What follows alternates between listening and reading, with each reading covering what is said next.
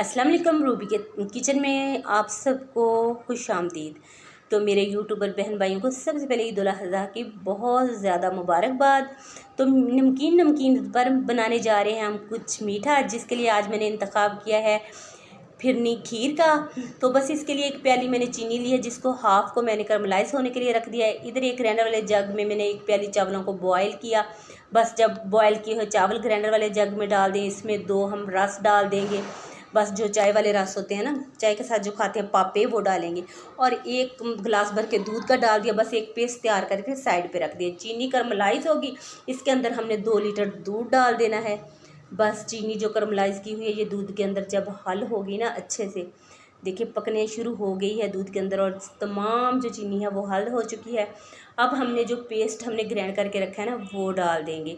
मैं इधर पेस्ट डाल रही हूँ, आप जल्दी से मेरी वीडियो को लाइक कर दें। और एक हमने लजीजा खीर वाला जो है ना साशे, वो इसके अंदर ऐड कर देना है अच्छे फ्लेवर के लिए। चले जी, बहुत मज़े की बनती है, आपने ज़रूर ट्राई करना है। बस आपसे रिक्वेस्ट है वीडियो को लाइक कर दिया करें। जो बाकी चीनी बची थी वो इसके अंदर ऐड करेंगे और तकरीबन 15 से 20 मिनट तक हम पकाएंगे। और बस आपने जो भी आपके पास बादाम पिस्ते अखरोट मौजूद है ना, नारियल वगैरह सब कुछ इसके अंदर ऐड कर दें। फिर इस प्यारे से बॉल में इसको निकालें और ऊपर से बादाम और किशमिश के साथ इसकी बस गार्निश कर दें। वीडियो अच्छी लग रही है तो लाइक कर दें, चैनल पर नए तो सब्सक्राइब कर लें। आपको ईद की फिर ढेरों ढेर मुबारकबाद। अल्लाह हाफिज़।